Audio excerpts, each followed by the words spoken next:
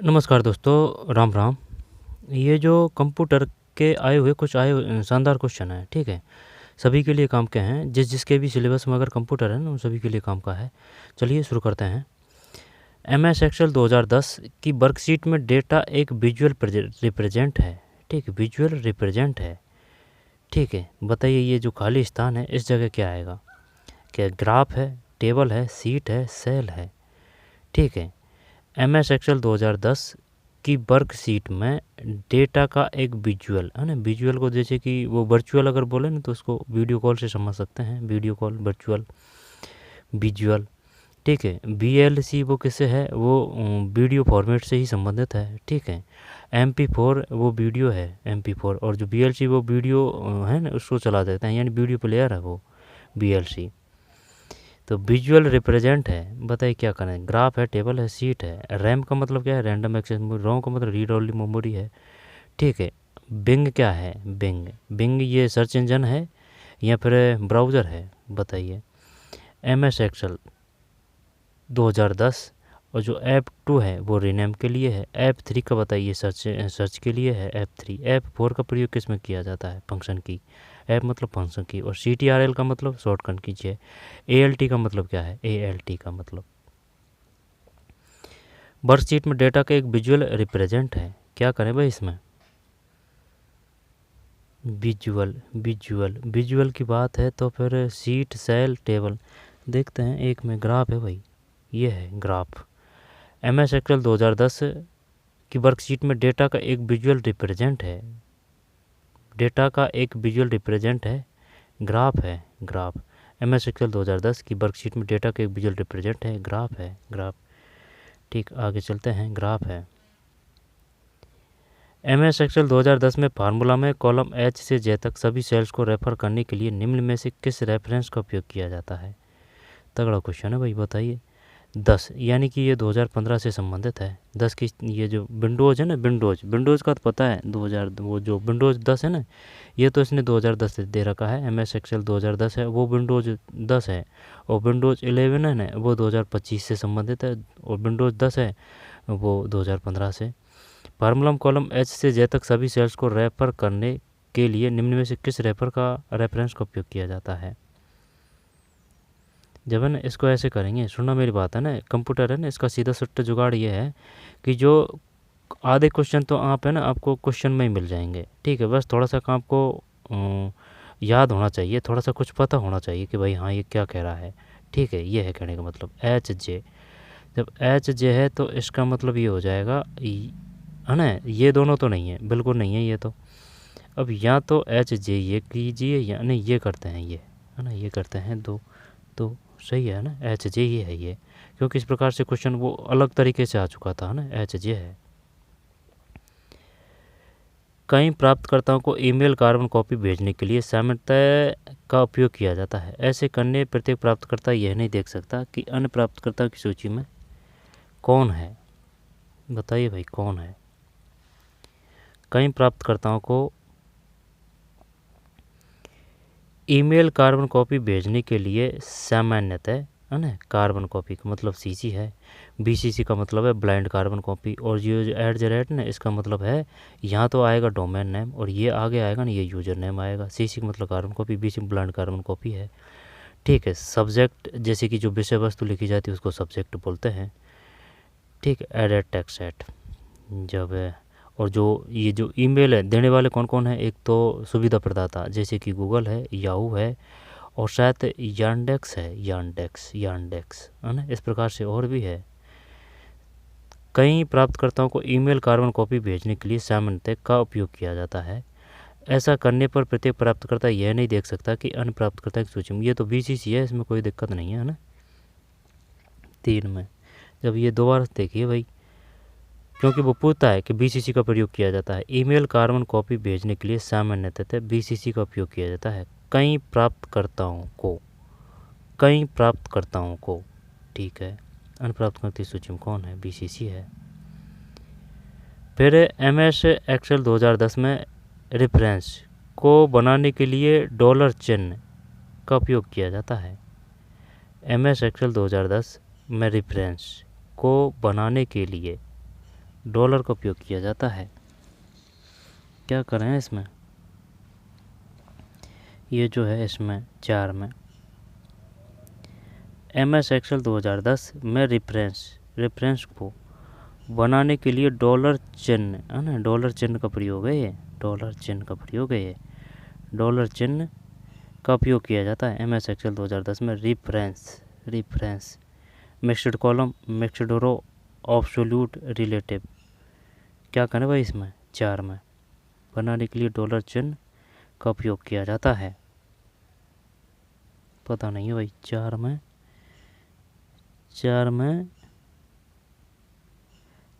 3 है, ऑब्सोल्यूट है इसमें, ऑब्सोल्यूट। ठीक है, MS एक्सेल 2010 में रेफरेंस को बनाने के लिए डॉलर चिन्ह का उपयोग किया जाता है। ऑब्सोल्यूट है, ऑब्सोल्यूट।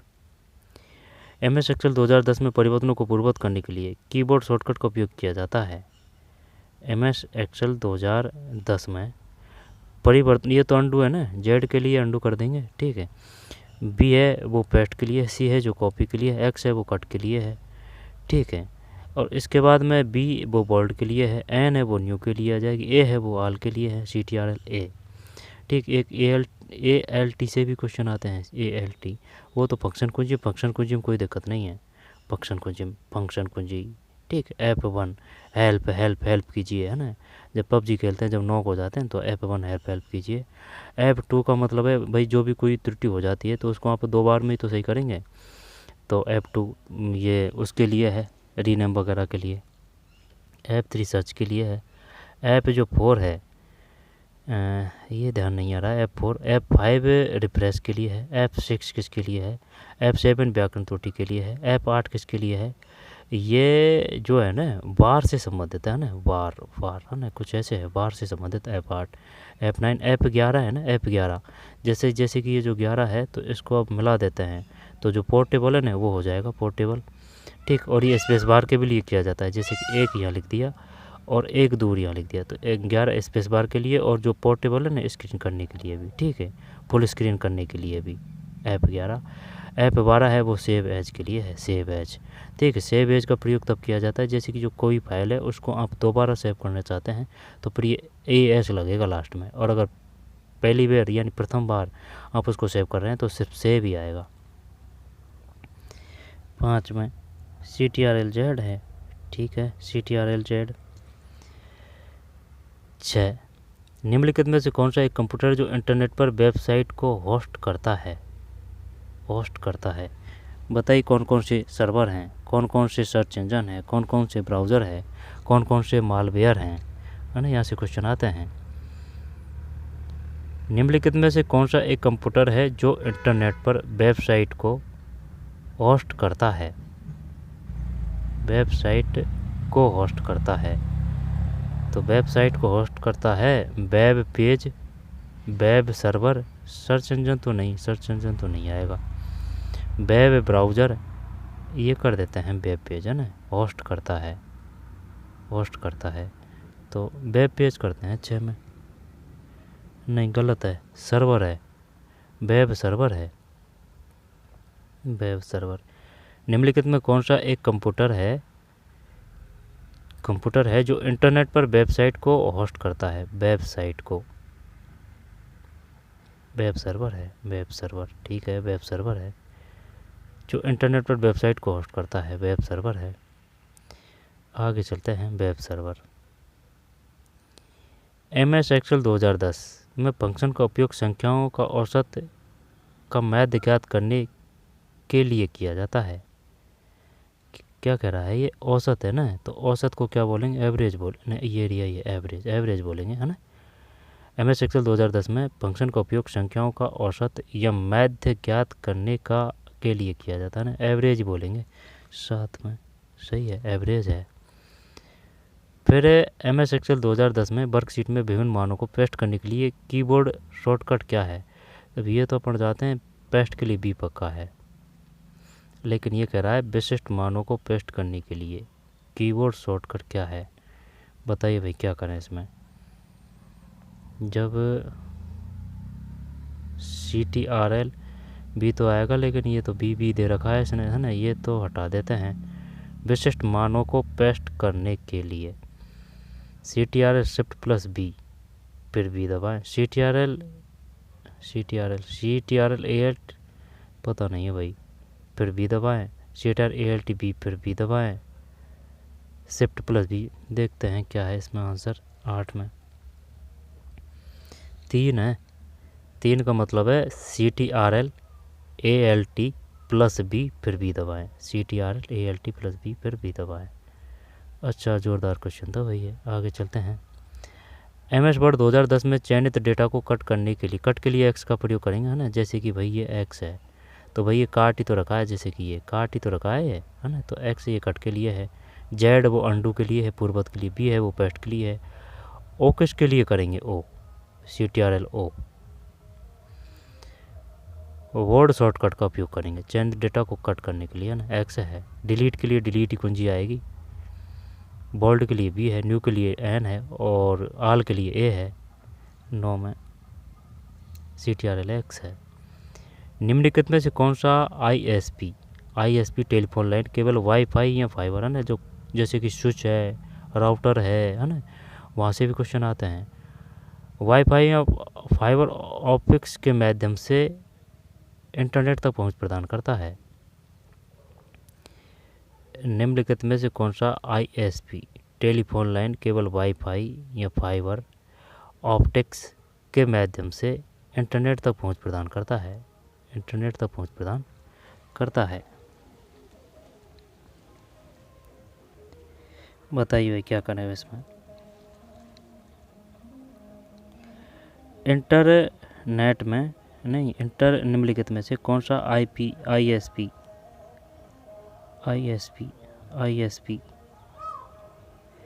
निम्नलिखित में कौन सा ISP टेलीफोन लाइन केवल वाईफाई या फाइबर ऑप्टिक्स के माध्यम से इंटरनेट तक पहुंच प्रदान करता है? ये बताइए। HDMI की फुल फॉर्म क्या है? HDMI की, ठीक, HTTP की, HTML की। तो निम्न में से कौन सा ISP टेलीफोन लाइन केवल वाईफाई या फाइबर ऑप्टिक्स के माध्यम से इंटरनेट तक पहुँच? Access provider, mail box provider, hosting ISP, virtual तो नहीं आएगा, वर्चुअल का मतलब वीडियो हो जाएगा ना। ये टेलीफोन लाइन की करता है और केवल वाईफाई या फाइबर ऑप्टिक के माध्यम से। Access provider, mail box provider, hosting ISP। Mail box पता नहीं है भाई, केवल वाईफाई या फाइबर ऑप्टिक से। वाईफाई में तो कोई केबल थोड़ी होती है, केवल वाईफाई जैसे कि वो राउटर वगैरह होते हैं ना, तो फाइबर ऑप्टिक्स।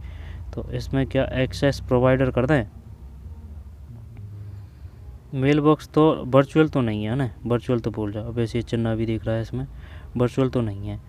एक्सेस प्रोवाइडर एक तो ये, मेल बॉक्स प्रोवाइडर 1 और 3। देखते हैं ना क्या है 10 में।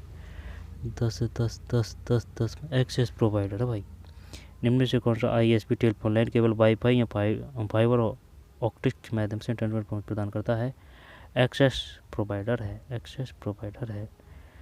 फिर आगे चलते हैं। MS वर्ड 2010 में डॉक्यूमेंट को प्रिंट करने के लिए कौन सा ऑप्शन उपलब्ध नहीं होता? बताइए भाई क्या करना है इसमें। MS वर्ड 2010, ठीक है। MS वर्ड 2010 में डॉक्यूमेंट को प्रिंट करने के लिए निम्नलिखित में से कौन सा ऑप्शन उपलब्ध नहीं होता? तो print all pages, print custom range, print selection, print odds ends. कर देंगे इसको ना। जैसे कि डॉक्यूमेंट को प्रिंट करने के लिए निम्नलिखित में से कौन सा ऑप्शन उपलब्ध नहीं होता है? प्रिंट करने के लिए प्रिंट ऑल पेज है ना, चलिए होता है print custom range, print selection, print and इंस। पता नहीं है भाई। एक में ये जो क्या है, एक में क्या है, एक में 4 है। प्रिंट एड इंस है ना, तो ये गलत है। बाकी के काम क्या हैं भाई, इनको याद कर लीजिए, ठीक है। MS वर्ड 2010 में डॉक्यूमेंट को प्रिंट करने के लिए निम्न से कौन सा ऑप्शन उपलब्ध नहीं होता? ये नहीं होता था कि प्रिंट ऑल पेजेस है, प्रिंट ऑल पेज है, प्रिंट कस्टम रेंज है, कस्टम रेंज, कस्टम किसे कहते हैं, प्रिंट सिलेक्शन है, प्रिंट सिलेक्शन है, प्रिंट कस्टम रेंज है, प्रिंट ऑल पेज है, print all page, print custom range, print selection. ये होते हैं भाई, याद कर लेना इनको। प्रिंट ऑल पेज का प्रयोग किया जाता है, कस्टम का किया जाता है प्रिंट सिलेक्शन के लिए। MS एक्सेल 2019 में फॉर्मेट एज टेबल स्टाइल का उपयोग करके वर्कशीट को फॉर्मेट करने के लिए निम्न किस कीबोर्ड शॉर्टकट का उपयोग किया जाता है? किस कीबोर्ड शॉर्टकट का उपयोग किया जाता है? बताइए भाई, क्या करें इसमें? वर्कशीट को फॉर्मेट करने के लिए निम्न किस कीबोर्ड शॉर्टकट का उपयोग किया जाता है? 2 में 2 है, ALT+T है। दोबारा से देखते हैं। MS एक्सेल, एक तो MS एक्सेल होता है, एक MS एक्सेस होता है। 19 में फॉर्मेट एज टेबल, फॉर्मेट है ना, मिटाना बोलते हैं फॉर्मेट को, स्टाइल का उपयोग करके वर्कशीट को फॉर्मेट करने के लिए निम्न में किस कीबोर्ड शॉर्टकट का उपयोग किया जाता है? 2 में 2 है, ALT+T। MS एक्सेल 2010 में वर्कशीट में एक ही सेल में एक नई लाइन एंटर करने के लिए निम्न में किस कीबोर्ड शॉर्टकट का उपयोग किया जाता है? बताएं भाई, क्या करें इसमें? वर्कशीट में एक ही सेल में एक नई लाइन एंटर करने के लिए निम्न में किस कीबोर्ड शॉर्टकट का उपयोग किया जाता है? MS एक्सेल 2010 वर्कशीट में एक ही सेल में एक नई लाइन एंटर करने के लिए निम्न में किस कीबोर्ड शॉर्टकट का उपयोग किया जाता है?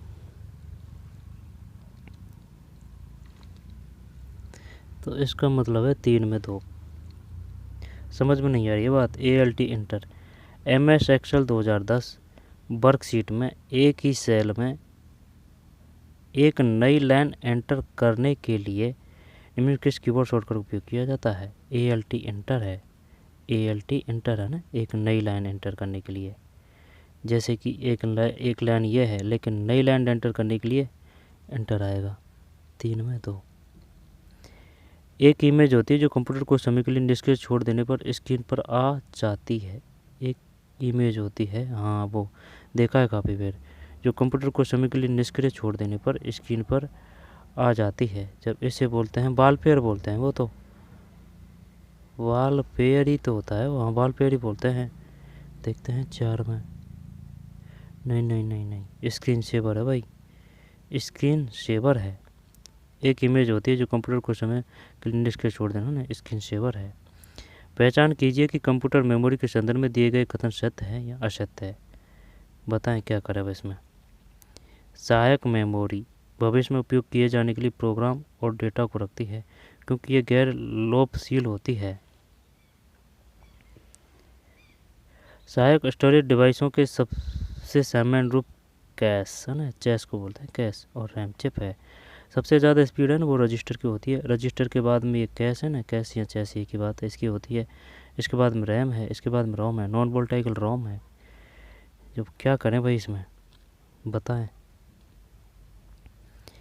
पहचान कीजिए कि कंप्यूटर मेमोरी के संदर्भ में दिए गए कथन सत्य हैं या असत्य हैं। मेमोरी की बात है। कार्ड के प्रकार होते हैं SSD और SHD। USB का पूरा नाम क्या है? USB का यूनिवर्सल सीरियल बस है, USB का USB। सहायक मेमोरी भविष्य में उपयोग किए जाने के लिए प्रोग्राम और डेटा को रखती है क्योंकि यह गैर लोपशील होती है। सहायक मेमोरी सही है, जैसे कार्ड वगैरह लगाते हैं। सहायक स्टोरेज डिवाइसों के सबसे सामान्य रूप कैश और रैम है। नहीं होने को तो ये नहीं होती है कैश और रैम, ये तो अस्थायी होती है। एक सही करते हैं भाई, है ना, और देखते हैं ये अगर मान लेता है तो 5 में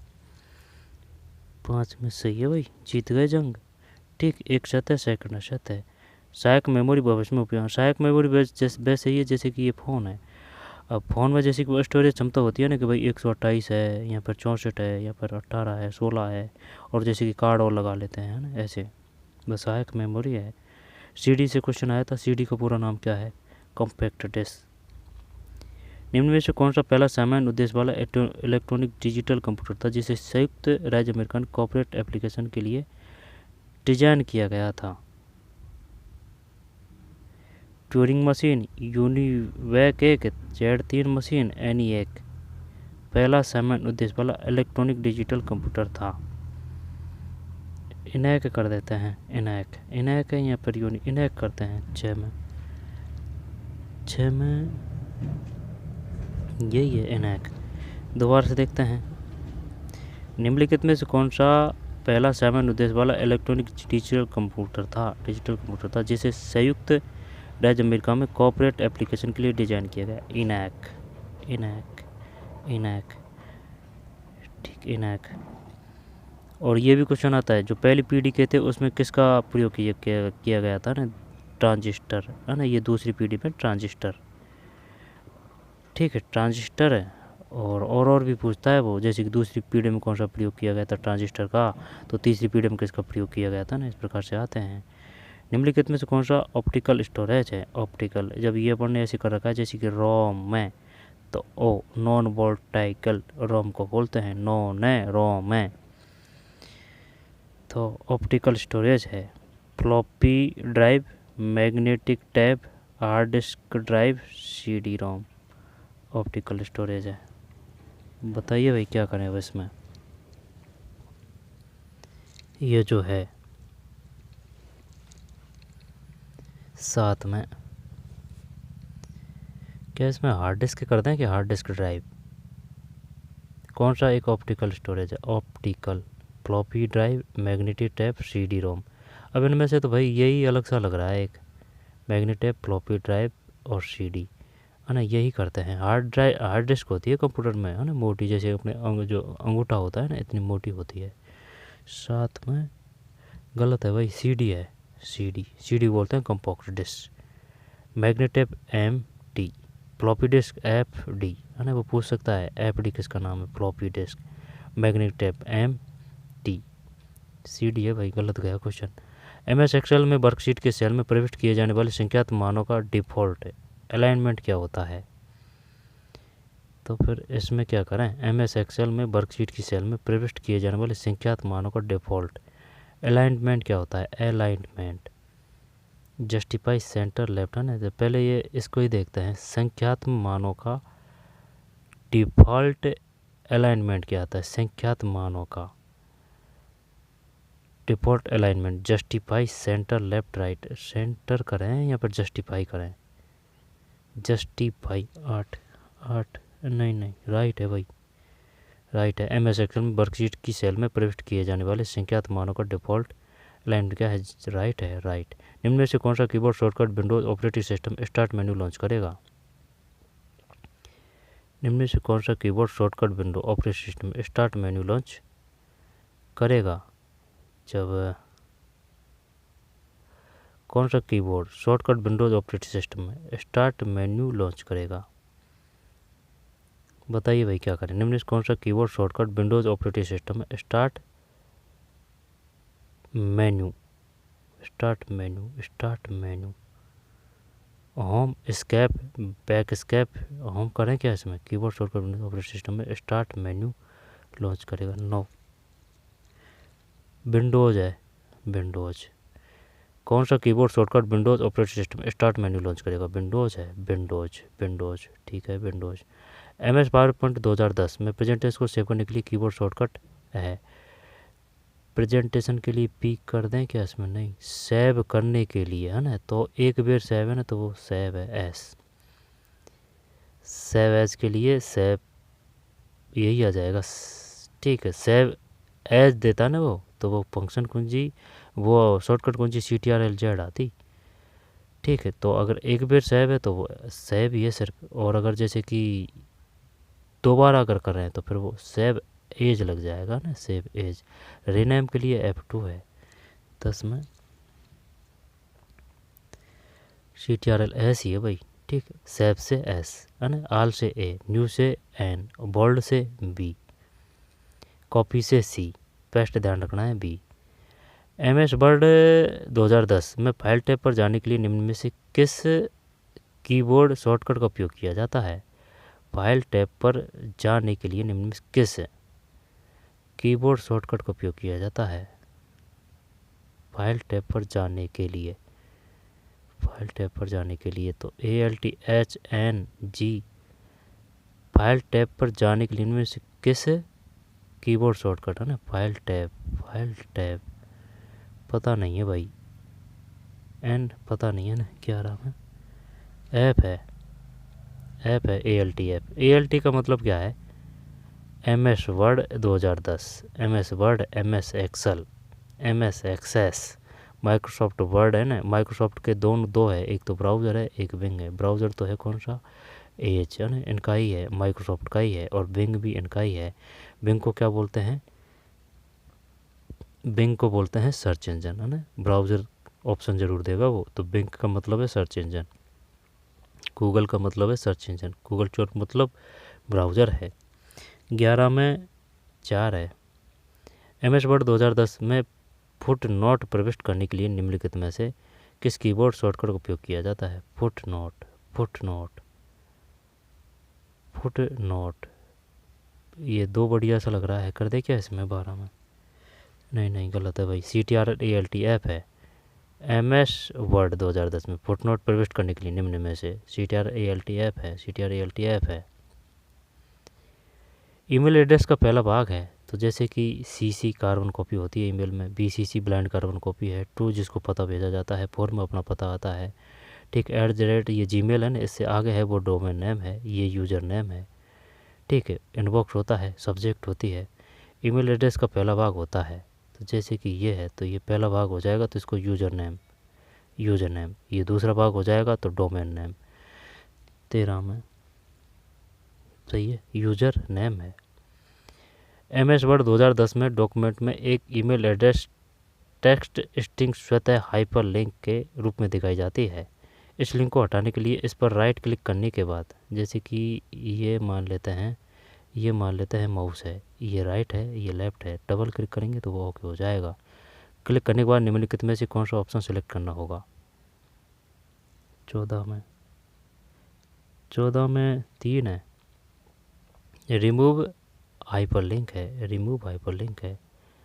MS वर्ड 2010 में डॉक्यूमेंट में एक ईमेल एड्रेस टेक्स्ट स्ट्रिंग स्वतः है हाइपरलिंक के रूप में दिखाई जाती है। इस लिंक को हटाने के लिए इस पर राइट क्लिक करने के बाद निम्नलिखित में से कौन सा ऑप्शन सेलेक्ट करना होगा?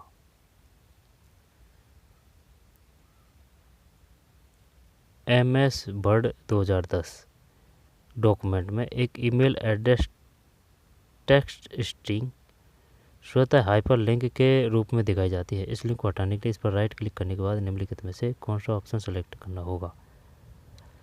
पता नहीं है भाई। 14 में 3 है, रिमूव हाइपरलिंक, एडिट ये तो कर देते हैं अपन है ना, क्योंकि इसमें से स्पष्ट में दिख रहा है ना, हटाने के लिए रिमूव, रिमूव इसमें भी है। अंडरलाइन, तो अंडरलाइन तो नहीं करते, अंडरलाइन तो अलग चीज़ है। अंडरलाइन हाइपरलिंक दोबारा से दिखता है। MS वर्ड डॉक्यूमेंट में एक ईमेल एड्रेस टेक्स्ट स्ट्रिंग स्वतः हाइपरलिंक के रूप में दिखाई जाती है। इस लिंक को हटाने के लिए इस पर राइट क्लिक करने के बाद निम्नलिखित में से कौन सा ऑप्शन सेलेक्ट करना होगा? 14 में 3 है, रिमूव हाइपरलिंक, रिमूव हाइपरलिंक है। फायरफॉक्स वेब ब्राउज़र निम्नलिखित किस कंपनी द्वारा विकसित किया गया है? ये वो है क्या, वेब ब्राउज़र है। और जो वॉल है ना, फायरवॉल, यानी कि वो अपन ने दीवार से याद कर रखा है, वो एंटीवायरस है। और एंटीवायरस एक मेकापी है, मेकापी यानी मैं ही कापी हूँ एंटीवायरस के लिए, तो मेकापी, फायरवॉल है ना, फायरवॉल, मेकापी, और एक कैस्पेrsky है, कैस्पेrsky, ठीक है। तो फायरफॉक्स वेब ब्राउज़र निम्नलिखित किस कंपनी द्वारा विकसित किया गया है? फायरफॉक्स वेब ब्राउज़र मोजिला है, मोजिला, माइक्रोसॉफ्ट के तो एज और बिंग है। एज तो है ब्राउज़र, बिंग है सर्च इंजन। 15 में मोजिला है ना, Mozilla Firefox web browser. Firewall है ना, वो एंटीवायरस। निम्नलिखित में से क्या वर्ड प्रोसेसर का एक उदाहरण नहीं है? बताइए, निम्नलिखित में से क्या वर्ड प्रोसेसर का एक उदाहरण नहीं है? MS Word, WordPad, Google Docs, MS Access. निम्नलिखित में से क्या वर्ड प्रोसेसर का एक उदाहरण नहीं है? निम्नलिखित में क्या एक वर्ड प्रोसेसर का एक उदाहरण नहीं है?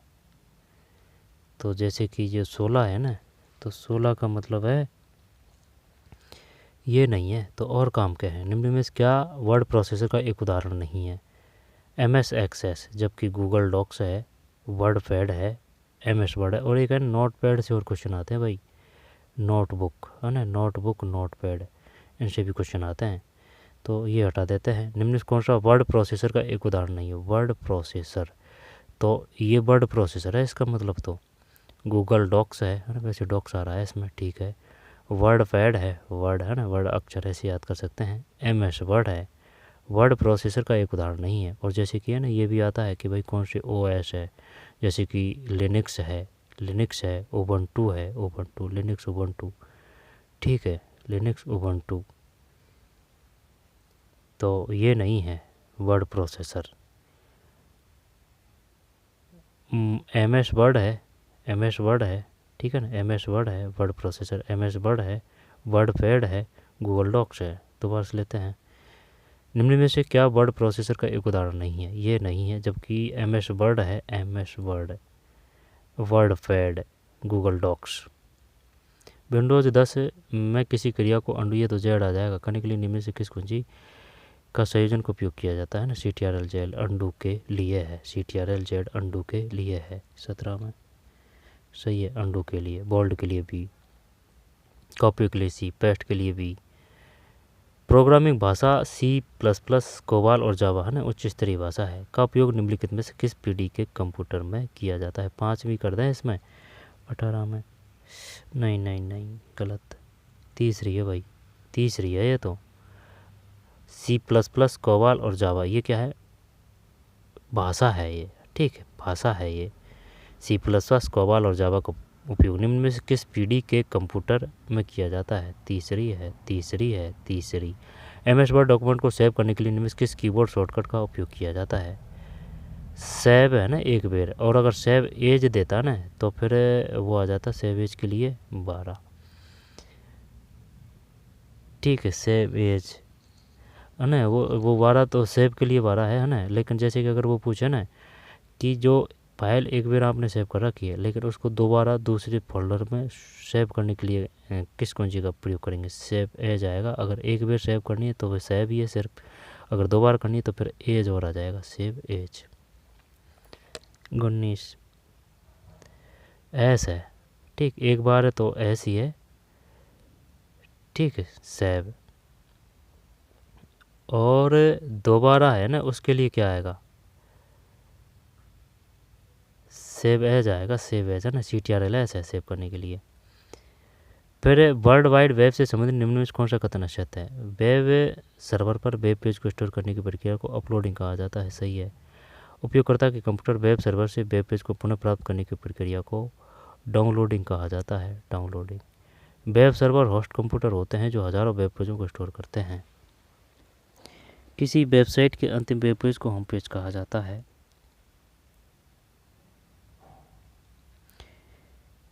अंतिम वेब पेज को नहीं, वेब सर्वर होस्ट कंप्यूटर होते हैं जो हजारों वेब पेजों को होस्ट करते हैं। वेब सर्वर है ना, ये क्वेश्चन भी पूछ चुका है वो कि भाई वेब सर्वर क्या है।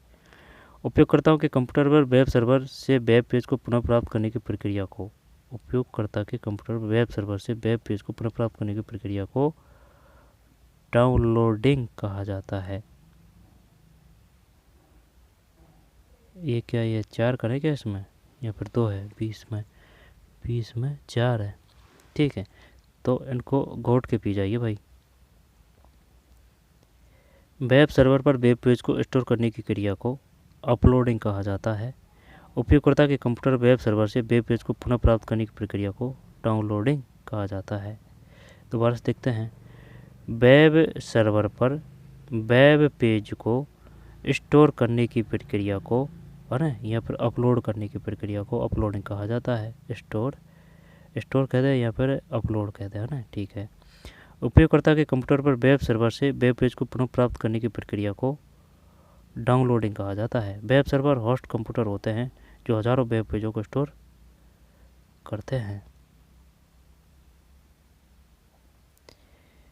इसके बाद में आगे चलते हैं। सीपीयू का पूरा नाम क्या है? Central processing unit. एएलयू का अर्थमेटिक लॉजिक यूनिट। रजिस्टर की स्पीड सबसे ज़्यादा होती है, ठीक है। आउटपुट इनपुट कौन कौन सी इकाई है? बताइए एक में क्या आएगा? सीपीयू में उपयोग होने वाला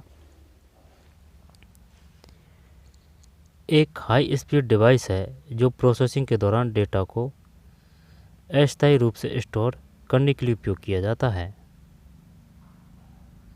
सेंट्रल प्रोसेसिंग यूनिट है ना, ये तो पूरा नाम है। एसयूबी का एसयूबी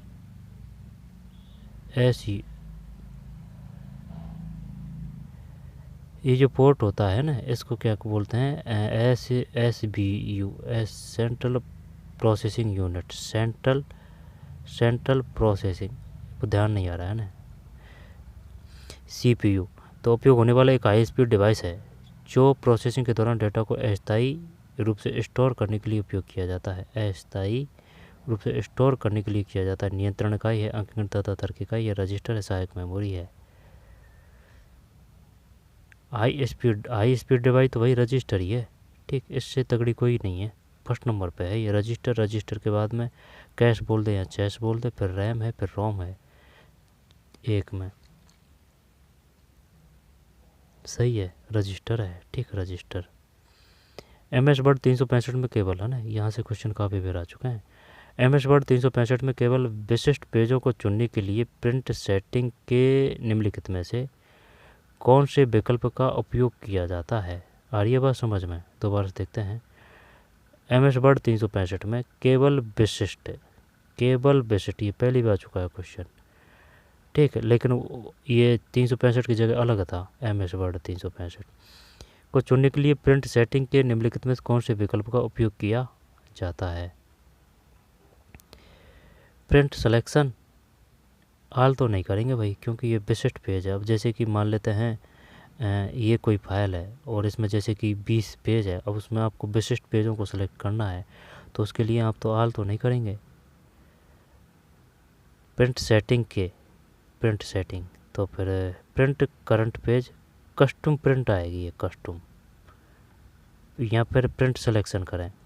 प्रिंट ऑल पेज ये तो नहीं आएगा है ना, और प्रिंट करंट पेज ये भी नहीं आएगा।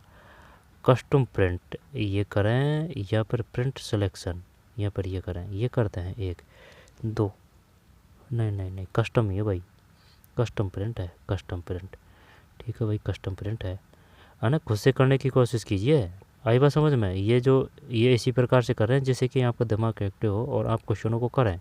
आप करेंगे आपको याद होगा, मैं करूँगा मुझे याद होगा, ठीक है। ये है, और जैसे ही पढ़ के निकलेंगे तो 5 मिनट बाद में पता नहीं चलेगा आपको कि भाई कौन सा आंसर था, क्या था। इस वजह से MS एक्सेल 365 में यदि कॉलम ए और रो 10 के सेल में एक वैल्यू को किसी फंक्शन या फार्मूले में संदर्भित किया जाना है तो निम्न में से कौन सा सही विकल्प है?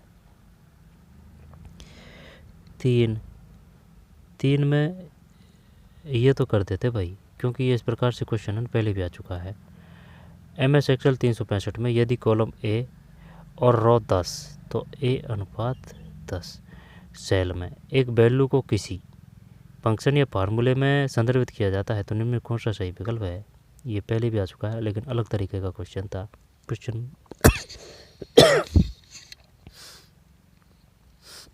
A10 है।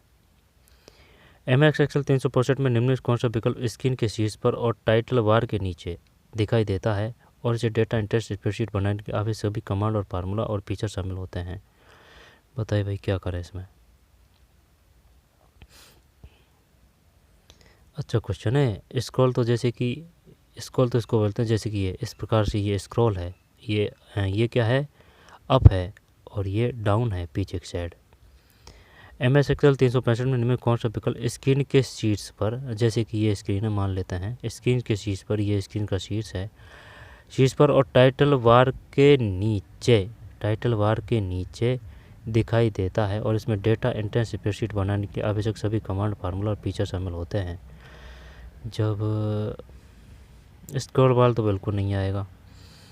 अब रही बात स्टेटस बार, यही जच रहा है, रूलर और रिबन है ना।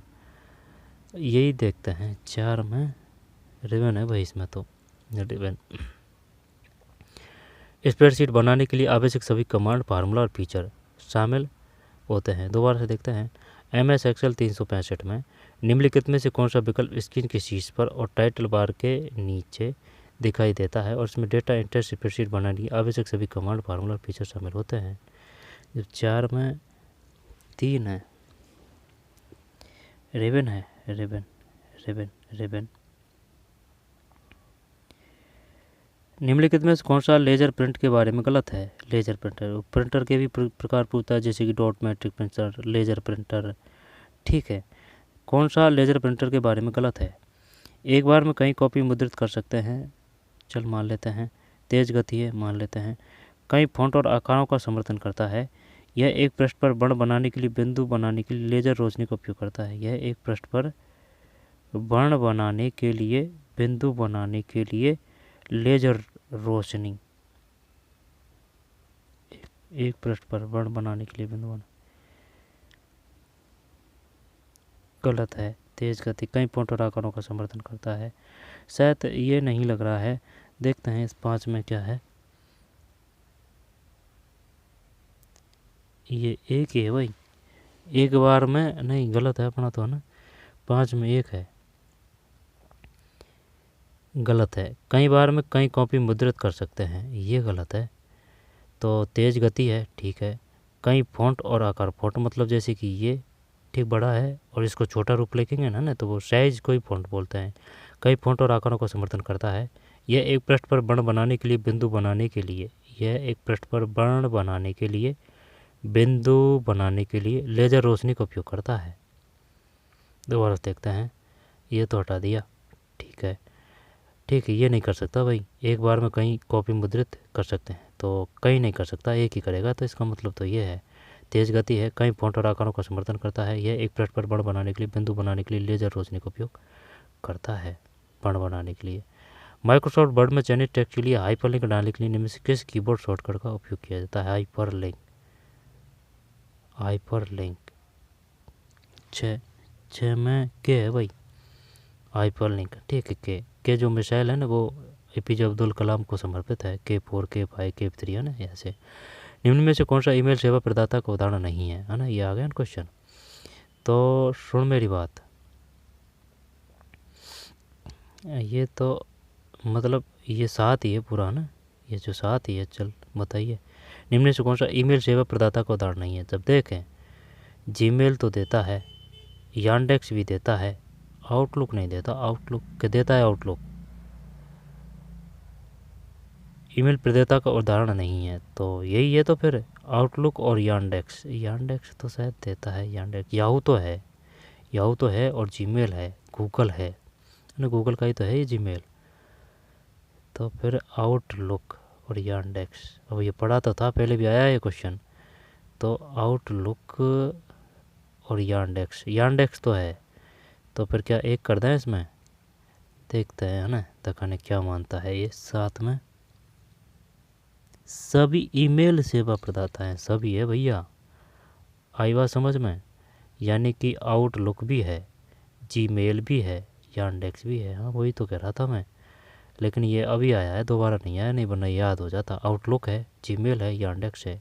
यांडेक्स, यांडेक्स, ठीक है। आईडेक्स से याद कर सकते हैं। यांडेक्स ये है, जीमेल है, गूगल का है, आउटलुक है, outlook.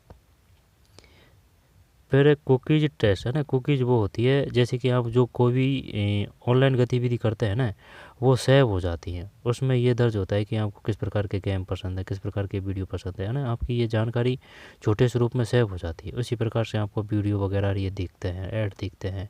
Cookies track your and expose your privacy, third party है ये तो।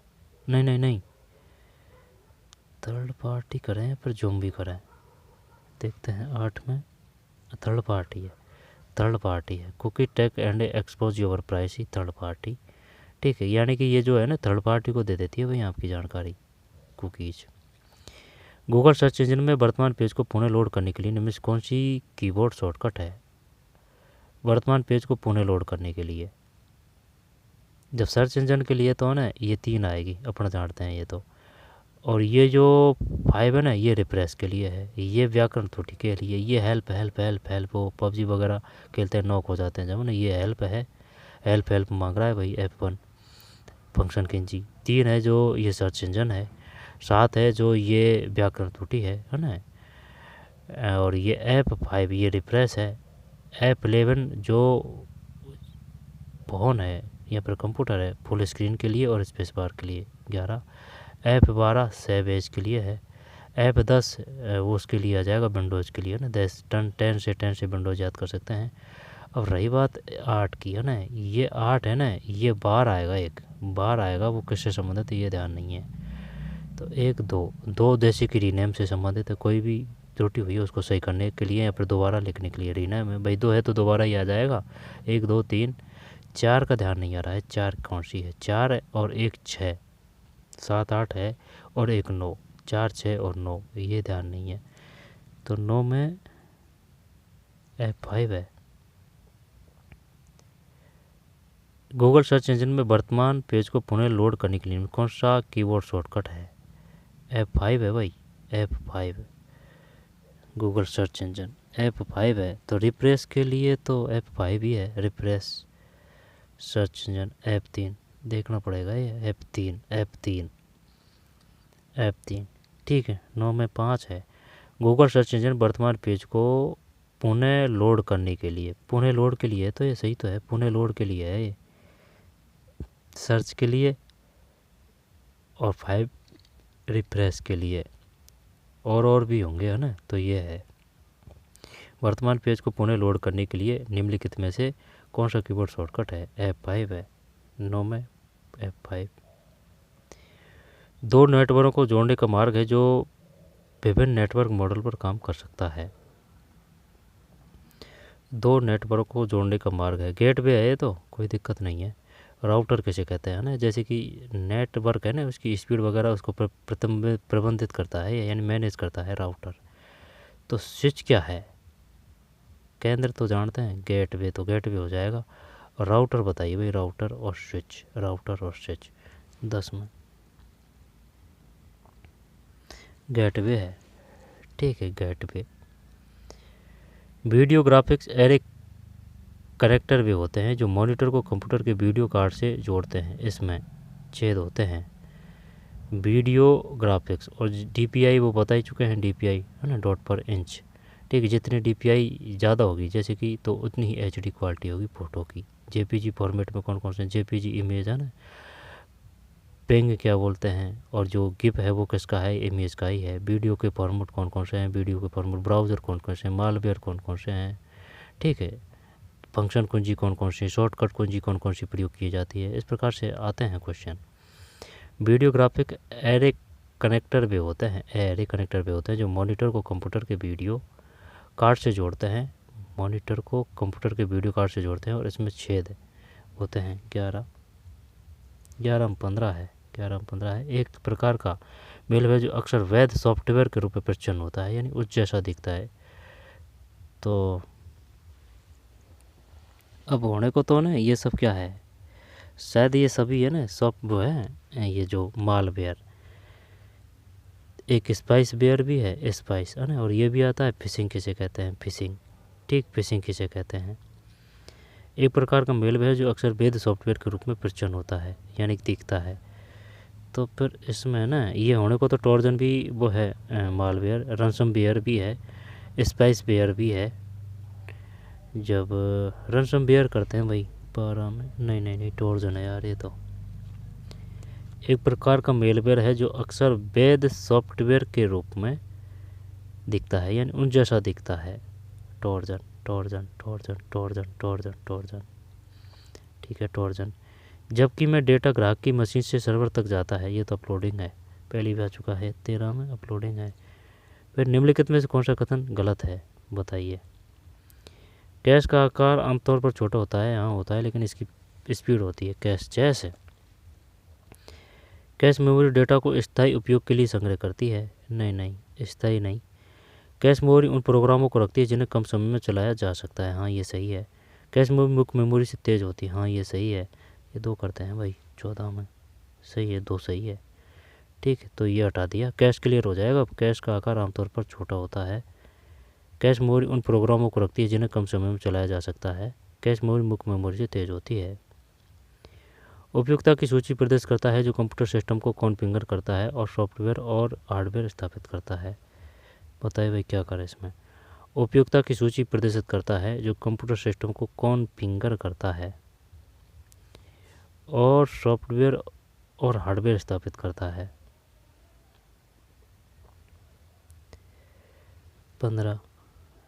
15 में नियंत्रण कक्ष है। नियंत्रण कक्ष है, दोबारा से देखते हैं। उपयोगिता की सूची प्रदर्शित करता है। उपयोगिता की सूची प्रदर्शित करता है जो कंप्यूटर सिस्टम को कॉन्फ़िगर मतलब सिस्टम को कॉन्फ़िगर करता है और सॉफ्टवेयर और हार्डवेयर स्थापित करता है। 15 नियंत्रण कक्ष है। नियंत्रण कक्ष the instruction that is not by a extended immediately is place in the, क्या कह रहा है ये, the instruction that is not a 16 एक है भाई इसमें। IBR instruction buffer register, IBR, MAR memory address register, PC program counter, CIR centre instruction register. The instruction that is not to be extended immediately is place in the 16 में मुख्य है, नहीं ये 16 है ना, तो फिर 16 में एक है ना। IBR CPU के साथ सीधे संचार करने वाली मेमोरी इकाई को मेमोरी कहा जाता है। CPU के साथ सीधे संचार करने वाली मेमोरी इकाई को, तो मुख्य तो आएगा ये है 17 में। हाँ सही है, मुख्य CPU सेंट्रल प्रोसेसिंग यूनिट। ठीक है, मुख्य। सबसे ज़्यादा स्पीड रजिस्टर की होती है, इसके बाद में कैश की। को इलेक्ट्रॉनिक डिस्क के रूप में भी जाना जाता है। को इलेक्ट्रॉनिक डिस्क के रूप में भी जाना जाता है।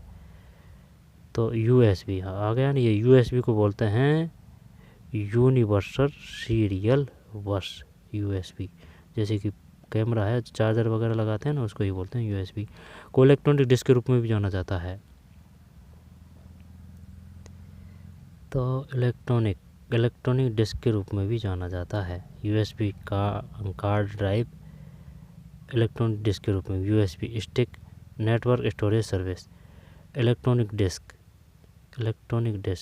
USB stick. क्या ये करें 18 में एक है भाई, गलत है। ठोस अवस्था ड्राइव है। ठोस अवस्था को इलेक्ट्रॉनिक डिस्क के रूप में भी जाना जाता है। को इलेक्ट्रॉनिक डिस्क के रूप में भी जाना जाता है। ठोस अवस्था ड्राइव है। ठोस अवस्था ड्राइव, ठीक, ठोस अवस्था ड्राइव है। इलेक्ट्रॉनिक डिस्क के रूप में भी जाना जाता है ठोस अवस्था drive. Which among the following statement is a incorrect. 19 में 2 है, यानी कि Trojan self replace in the in fact other file है। ठीक है, दोबारा देखते हैं। 18 में ठोस अवस्था ड्राइव है। को इलेक्ट्रॉनिक डिस्क के रूप में भी जाना जाता है ठोस अवस्था ड्राइव। फिर which among the following statement in A incorrect. जब 19 में 2 है, तो 19 में 2 का मतलब ये इनकरेक्ट है। Some Trojan create a back door to give a malicious user access to the system. ठीक है, इसके बाद में Trojan look like a legitimate software. ठीक है, ये विशेषता बता रहा है भाई ट्रोजन के बारे में। भाई ट्रोजन क्या है। Trojan looks like a legitimate software, यानी कि ये ओरिजिनल जैसा लगता है। ठीक है, some Trojan create a backdoor to give a malicious user access to the system, यानी कि ये एक्सेस ले लेते हैं। 2 गलत है। Trojan spread through user A instruction such A opening N email A attachment of A download and exiting A file from the internet. ठीक, तो इसमें जो 19 है इसमें 2 है। MS वर्ड 365 में शेडिंग विकल्प का उपयोग के लिए किया जाता है। 20 में 2 है। सेलेक्टेड टेक्स्ट के पीछे का रंग बदलने के लिए MS वर्ड में शेडिंग विकल्प का उपयोग किया जाता है सेलेक्ट टेक्स्ट के पीछे का रंग बदलने के लिए। शेडिंग क्या है। ठीक है, पीछे का रंग बदलने के लिए किया जाता है। सेलेक्ट टेक्स्ट के पीछे का रंग बदलने के लिए। तो ठीक है, अब ये जो बाकी के क्वेश्चन इनको बाद में देखेंगे, ठीक है। तो पढ़ते रहिए, इनको हल्के में लेने की भूल मत करना भाई, क्योंकि क्वेश्चन आ जाते हैं। पहले जो हम अपने कॉन्सेप्ट उनको क्लियर करें, इसके बाद में दबा के प्रैक्टिस करें। तो चलिए मिलते हैं कोई और वीडियो में। धन्यवाद।